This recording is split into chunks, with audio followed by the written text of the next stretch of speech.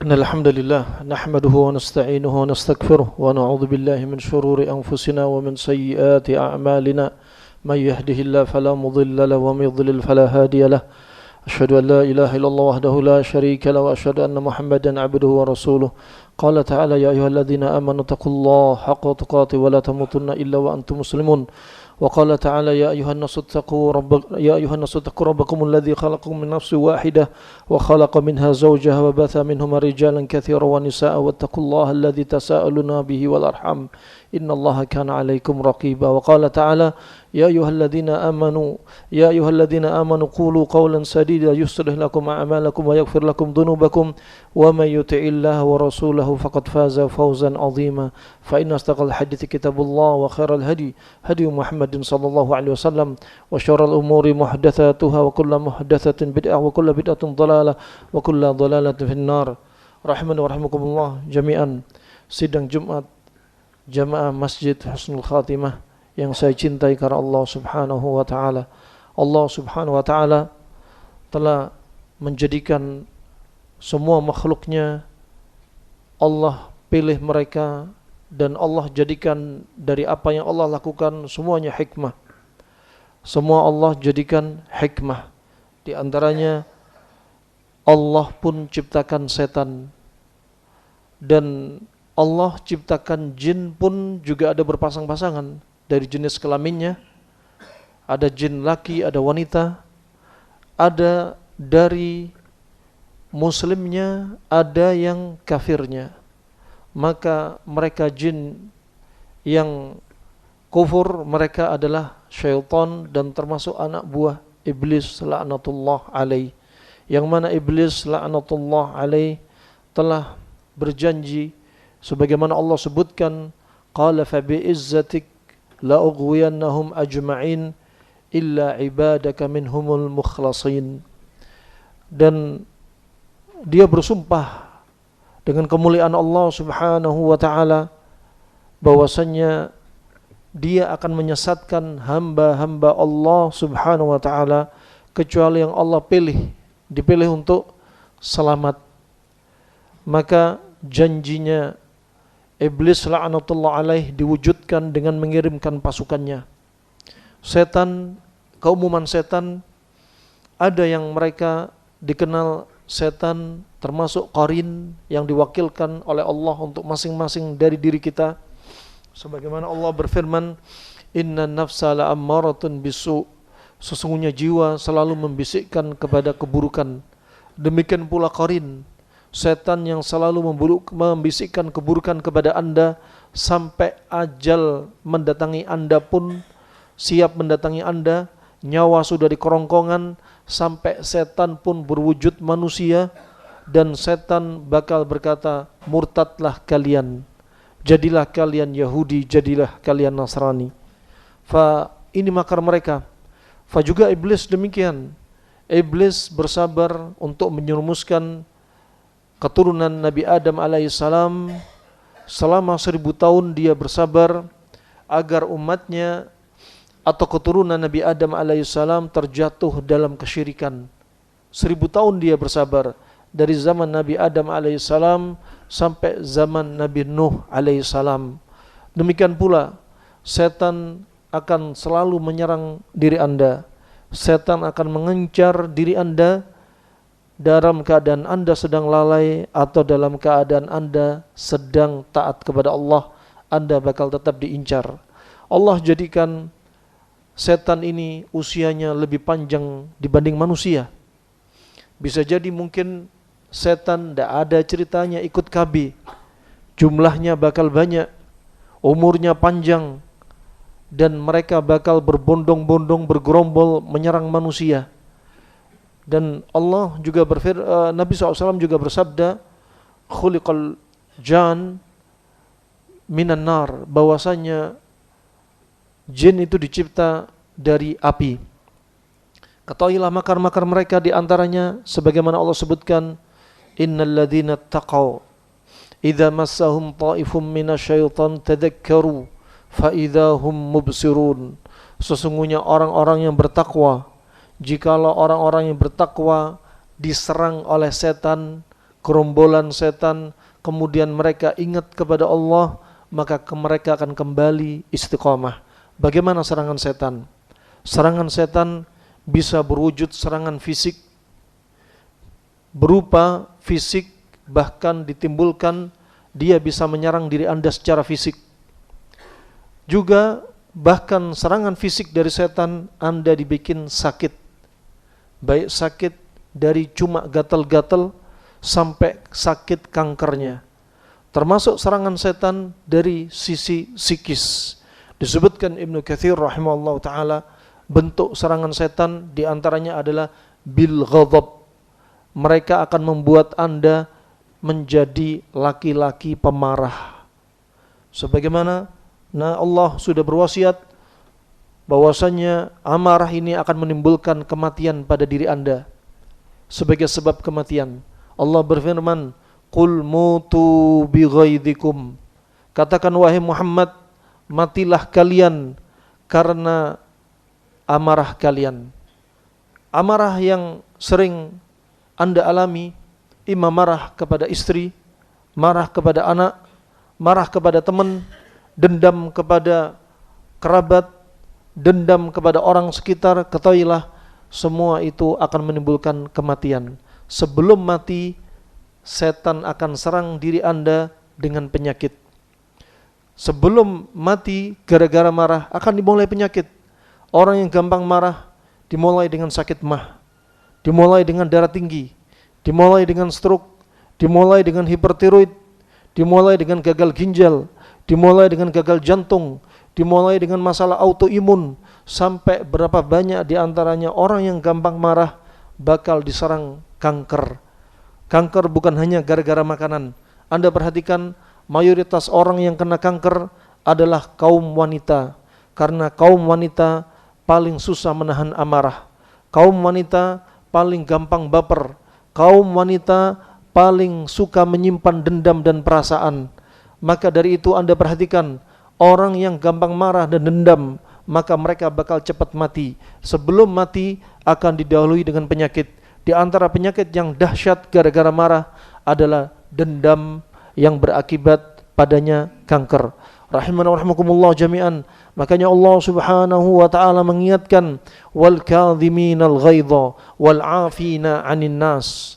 Makanya untuk menahan amarah Anda, ingat ayat ini, yaitu mereka yang menahan amarah dan memaafkan kesalahan manusia. Ini harusnya akhlak seorang muslim.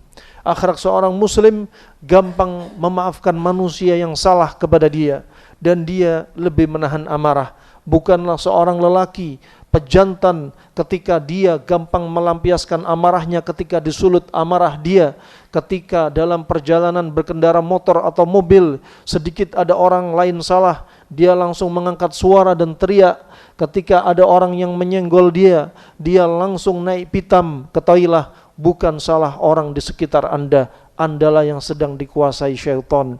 Ketika Anda memarahi istri Anda, ketika Anda memarahi anak Anda yang masih usia di bawah 7 tahun, di bawah 5 tahun, mereka membuat ulah, Anda cubit mereka, Anda pukul mereka sampai lebam, ketahuilah bukan salah anak Anda, tapi salah Anda yang sudah gampang diserang syaitan. Rahimanallahu jami'an. Mereka akan menguasai diri Anda dengan amarah.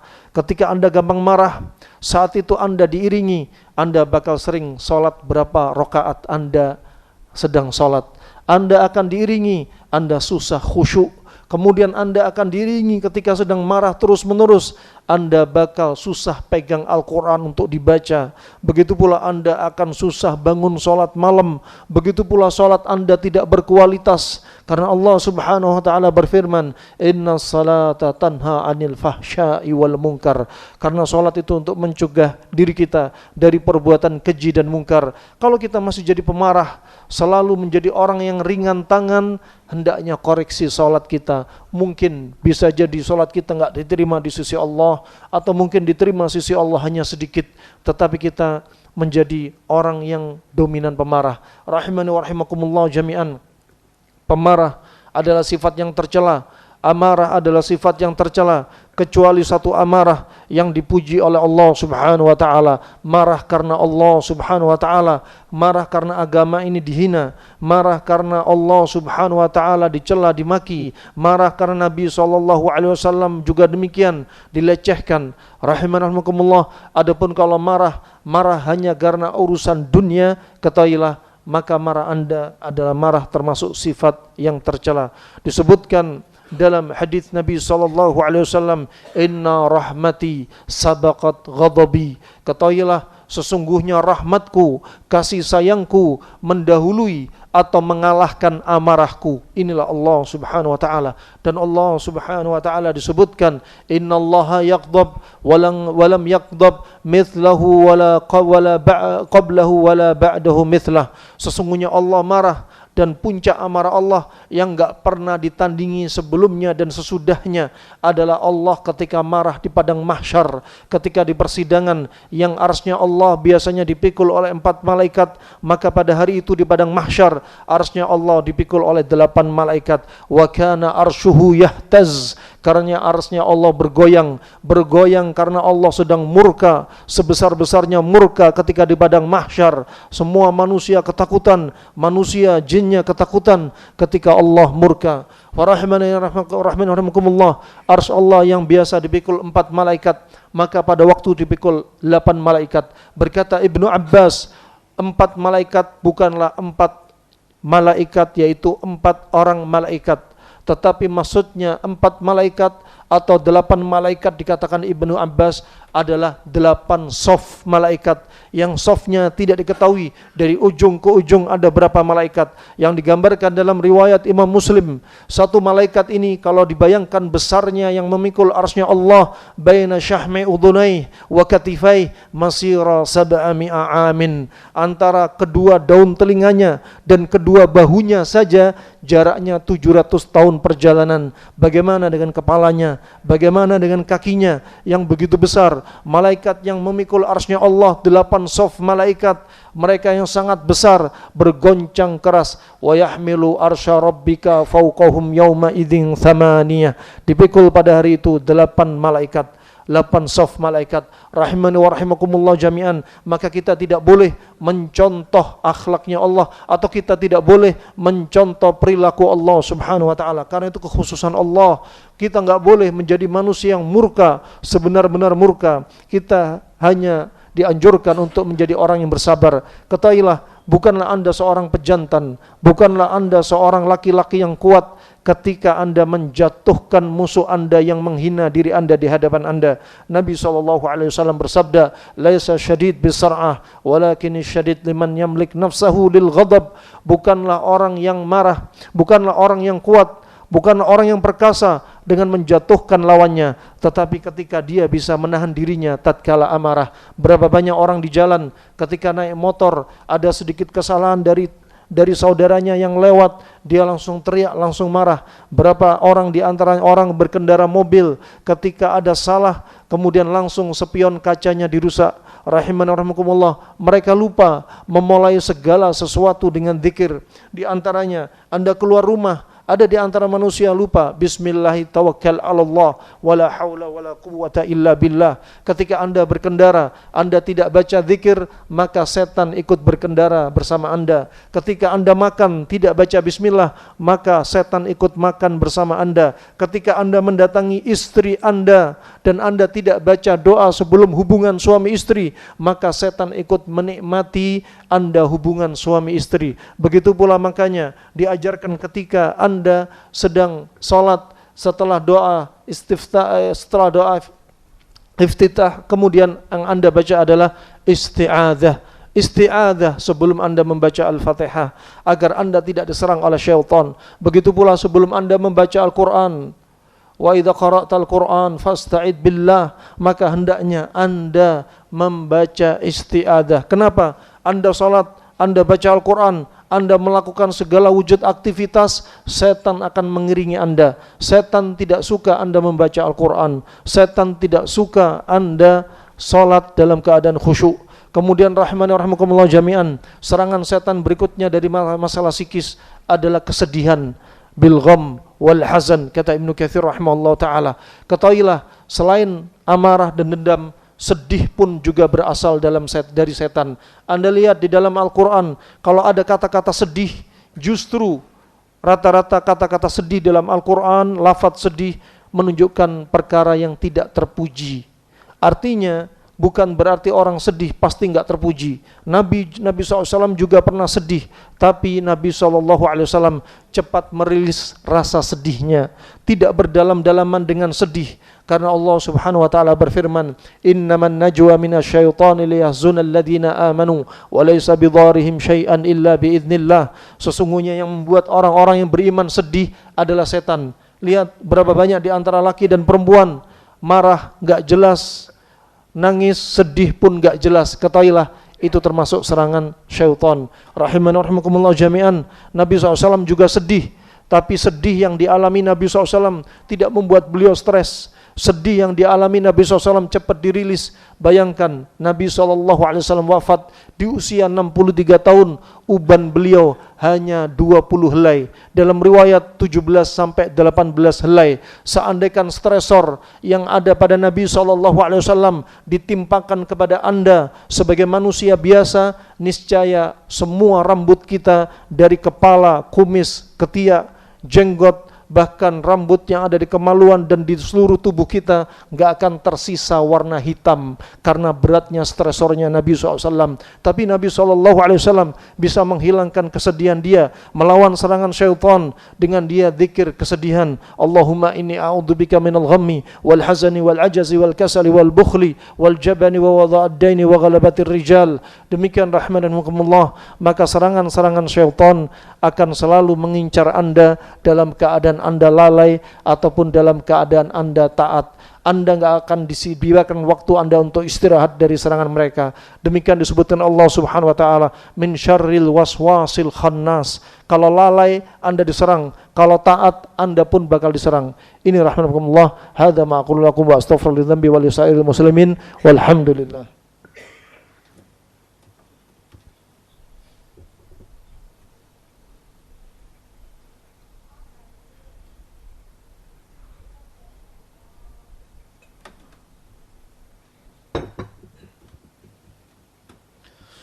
Alhamdulillahi ala ihsanih wa syukru lahu ala taufiqihi wa amtinanih wa asyhadu an la ilaha illallah wahdahu la syarika la ta'ziman li sya'nih wa asyhadu anna Muhammadan abduhu wa rasuluhu ad-da'i ila ridwanih.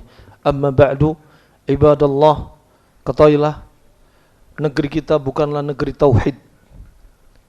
Demi Allah kami saksikan banyak orang sakit, dominannya bukan karena virus, bakteri, penyakit atau parasit. Dominannya gara-gara serangan syaitan, gara-gara serangan non medis lebih banyak daripada medisnya. Di antara Nabi SAW juga bersabda dari hadis riwayat Imam Bukhari kharijus sahih, juga At-Tayalisi wa Tahawi, inna aktsara ummati mautan ba'da qada'illahi wa qadari bisababil ain. Banyak sekali umatku yang mati setelah qada dan qadar adalah gara-gara bahaya pandangan mata. Pandangan mata antara manusia bisa membunuh. Pandangan mata di antara manusia bisa membuat orang sakit. Begitu pula berapa banyak kalau Anda dapati kakek moyang kita yang punya ilmu kebal, yang bisa merubah dirinya menjadi macan, yang mereka bisa mengobati orang sakit pakai perantara jin. Anda dan anak Anda bakal jadi incaran setan-setan yang sudah kerjasama dengan bapak atau kakek kita. Berapa banyak manusia yang terdampak penyakit ini gara-gara serangan setan. Setan bermacam-macam. Ada setan yang berupa korin, ada setan yang dijuluki jin nasab, yang hakikatnya juga setan, tapi sudah terlanjur ada ikatan janji dengan bapak atau kakek kita. Hati-hati dengan kakek, bapak yang punya keris. Akan Anda alami, Anda sakit, anak Anda sakit, termasuk sering terjadi pertengkaran antara bapak Anda dengan istrinya atau Anda dengan bapak Anda. Ketahuilah ini semua makarnya syaitan. Dan ketahuilah ketika ada hal seperti ini, mereka di usia lansia bakal diincar oleh syaitan dengan serangan yang lebih intensif. Dibikin mereka dendam dengan menantu, dibikin mereka sibuk dengan harta waris. Bahkan ada di antara orang yang lansia disibukkan dengan melihat TikTok dan YouTube, akhirnya jauh dari Al-Quran. Sampai akhirnya disibukkan mereka dengan urusan yang lain, dan misi tujuan dari setan, imma qarin, imma jin nasab, imma keumuman setan adalah biar Anda meninggal dalam keadaan su'ul khatimah, biar Anda meninggal dalam keadaan susah ngucapin syahadat, biar Anda meninggal dalam keadaan murtad. Itu mereka inginkan. Seandainya sudah sukses Anda meninggal seperti yang mereka inginkan, mereka mungkin bakal cerita di antara mereka, mission complete, sudah sukses membuat manusia meninggal dalam keadaan su'ul khatimah.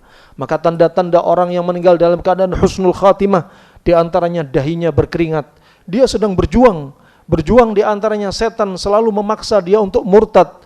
Murtadlah kamu, keluarlah kamu menjadi agama Yahudi, menjadi Nasrani. Rahimani wa rahimakumullah jami'an. Allah subhanahu wa ta'ala jadikan semua musuh-musuh bagi orang-orang yang beriman. Allah juga jadikan penyakit, termasuk penyakit fisik ataupun penyakit rohani, termasuk penyakit psikis, Allah pasti jadikan obat. Ma anzalallahu da'an illa anzalalahu syifaan. Allah enggak akan turunkan penyakit kecuali Allah turunkan obatnya. Obat bagi penyakit fisik, psikis, rohani, dan penyakit Anda semuanya, baik medis atau non medisnya, ada satu yang dilupakan kaum muslimin, yaitu Al-Quran. Berapa banyak orang ketika sakit sudah divonis kanker metastase, stadium 4 sudah metastase. Berapa banyak di antara orang sudah dikatakan schizofren yang sudah nggak mungkin sembuh. Berapa banyak orang yang dikatakan dokter bahwasanya anak ini autis, susah diobati. Berapa banyak di antaranya orang mengalami autoimun, divonis nggak ada obatnya. Berapa banyak orang kena leukemia, HIV, kemudian hepatitis B, TBC, yang ternyata disembuhkan hanya dengan Al-Quran. Kaum muslimin, umat Islam sudah low estimate terhadap Al-Quran. Naas sekali. Kita berobat ke penjuru dunia, tapi lupa dengan yang ada di sekitar kita, di rumah kita. Di masjid ini sudah ditulis, bacalah Al-Quran. Al-Quran akan menjadi syafaat bagi Anda. Itu sudah mengingatkan Anda. Allah subhanahu wa ta'ala berfirman, "Lau anzalna hadal Qur'ana ala jabalil la ra'aitahu khashi'an mutasaddian min khasyatillah wa tilkal amthalu nadribuha linnasi la'allahum yatafakkarun." Allah sudah berfirman, seandainya kami turunkan Al-Quran ke gunung, gunung yang Anda lihat itu hanya sepertiga, yang nancep di dalam bumi 2/3. Gunung sebagai autada, sebagai pasak bumi, paku bumi. Allah sendiri berfirman, kalau kami turunkan Al-Quran ke gunung yang begitu kokoh, kami akan jadikan, dan gunung akan apa? Tunduk kepada Allah dan akan hancur. Kata Ibnu Qayyim rahimahullah ta'ala, bagaimana penyakit bakal bisa menangkal Al-Quran yang masuk dalam tubuhnya, yang dia baca, didengarkan di telinganya, masuk ke otaknya, ke jantungnya. Penyakit apa yang akan bisa menangkal Al-Quran? Semua di muka bumi adalah makhluk, kecuali satu yang bukan makhluk, adalah Al-Quran. Al-Quran kalamullah, wa kalamullah min sifatillah, wa sifatullah laisa bimakhluk. Al-Quran adalah kalamnya Allah, dan kalamnya Allah bukanlah makhluk. Wa sautul qari wal kalam kalamul bari, yang kita baca itu kalamnya Allah, tapi suaranya suara manusia. Bayangkan kalau kalamullah masuk ke dalam hati kita, maka disebutkan Nabi SAW, ala inna fil jasadi mudghah, idza salahat hadil mudghah salah jasadu kulluh, wa idza fasadat hadil mudghah fasada jasadu kulluh, ala wahiyya al-qalb. Katakanlah di tubuh ini ada gumpalan daging. Kalau gumpalan daging itu baik, semuanya baik. Kalau gumpalan daging rusak, semuanya rusak. Katakanlah itu adalah jantung. Allah berfirman, lahum qulubun la yafqahuna biha. Mereka punya jantung tapi enggak digunakan untuk mikir. Maka sejak saat ini umat Islam jangan bilang mikir pakai otak, tapi mikir pakai jantung. Kalau letaknya akal adalah di jantung. Rahimakumullah jami'an. Kalau jantung rusak, maka semuanya rusak. Al-Quran, subhanallah, berapa banyak di antaranya dari kasus yang kami lewati dari tim peruqyah, orang yang gila 1 tahun dibacakan dengan surat Al-Baqarah, surat Al-Imran dalam hitungan hanya 1 pekan. dengan izin Allah sembuh total. Bukan hanya di zaman kita, bahkan di zaman Nabi SAW ada seorang sahabat Nabi, yaitu pamannya Kharijah bin Salt, riwayat Abi Daud, riwayat Syaukani, disahihkan Syekh Albani rahimahullah taala, ketika dia baru saja masuk Islam, berbaiat di kota Madinah di depan Nabi SAW, dia pulang membawa oleh-oleh satu surat, hanya surat Al-Fatihah. Di tengah perjalanan ketemu dengan orang gila yang dirantai dengan besi, dan saudara orang gila ini berkata, aku dengar Nabi kamu membawa kebaikan, padahal orang gila ini orang musyrik. Kemudian dia berkata, bisakah kau mengobati saudaraku yang gila? Hanya dibacakan oleh pamannya Kharijah bin Salt, hanya surat Al-Fatihah, dipenuhi dengan rasa yakin. Kemudian dibacakan selama 3 hari, sehari hanya dibaca sekitar 2 kali, dengan izin Allah sembuh total setelah 3 hari. Dan kemudian dia dikasih hadiah 200 ekor kambing, saking excitednya, senangnya dia dengan terapi yang dia lakukan. Kemudian sahabat ini berkata, tunggu dulu, saya tidak akan menerima hadiah ini kecuali saya tanya kepada Nabi saya, Nabi Muhammad SAW. Dan Nabi SAW bertanya, apa yang kau baca? Surat Al-Fatihah ya Rasulullah. Gak ada surat yang lainnya? Gak ada ya Rasulullah, cuma surat Al-Fatihah saja. Ambil semua 200 ekor kambing untuk kamu. Rahimakumullah. Begitu pula kami lewati seorang wanita mengalami kanker kolon stadium 3A, sudah metastase, kanker liver, kanker pankreas, kanker paru-paru kiri kanan. Ini hanya satu orang wanita. Kami hanya menganjurkan baca surat Al-Baqarah, baca Al-Quran dengan artinya, kemudian jauhi makanan-makanan pantanganmu, kemudian bersihkan hatimu dari dendam dan sedih. Dengan izin Allah Subhanahu wa taala, setelah 1,5 bulan dia mengatakan reaksi yang ajaib. Hanya 1,5 bulan dia dapati laporan dari dokter, bersih semua kankernya. Rahimakumullah. Sayang sekali kalau umat Islam jarang baca Al-Quran, umat Islam jauh dari Al-Quran. Ayat terakhir yang mungkin sebagai warning bagi kita, Allah berfirman, "Wa may ya'shu an dzikrir rahmani nuqayyid lahu syaitanan fahuwa lahu qarin." Barang siapa berpaling dari Al-Quran, berpaling, ada yang mentafsirkan yaitu enggak beriman kepada Al-Quran. Yang berikutnya ada yang mengatakan berpaling maksudnya beriman, dia muslim tapi enggak pernah baca Al-Quran. Barang siapa yang seperti ini, apa kata Allah? Nuqayyid lahu syaitanan, kami akan jadikan setan menyerang dia. Bayangkan kalau kita jauh dari Al-Quran, setan akan menyerang kita. Kata Imam Nawawi, rumah tangga yang sering terjadi pertengkaran, awal mulanya sebabnya adalah di rumah itu jarang dibacakan Al-Quran. Disebutkan para ulama, kalau rumah jarang dibacakan Al-Quran, bakal muncul di antaranya hewan-hewan yang diperintah Nabi untuk dibunuh. Banyak masuk tikus, banyak masuk cicak, banyak masuk kadang ular, juga kadang masuk kalajengking. Ketahuilah, ketika hewan yang diperintah Nabi untuk dibunuh muncul di rumah Anda, berkeliaran banyak, ketahuilah rumah Anda sedang lemah bentengnya dan setan sedang berkeliaran di rumah Anda. Banyak lampu putus karena mereka dicipta dari api, hawanya api memutuskan lampu. Banyak di antara bau busuk menguasai rumah Anda. Di antara sering terjadi pertengkaran suami istri, anak sering teriak, antara Anda dan mertua tidak akur. Ketahuilah, jangan salahkan orang lain, salahkan diri Anda yang jarang baca Al-Quran. Semoga Allah jaga kita semua, semoga Allah jadikan kita ahlul Quran, semoga Allah selamatkan kita dunia wal akhirah, semoga Allah sembuhkan orang sakit di antara kita, keluarga kita, penyakit medisnya, non medisnya, akutnya ataupun kroniknya, ringannya atau beratnya, dan semoga Allah wafatkan kita dalam keadaan husnul khatimah. Hadza ma aqulu lakum wa astaghfiru dzambi wa lisairil muslimin wa sallallahu alaihi wa ala alihi wa ashabi ajmain fa aqimus shalah.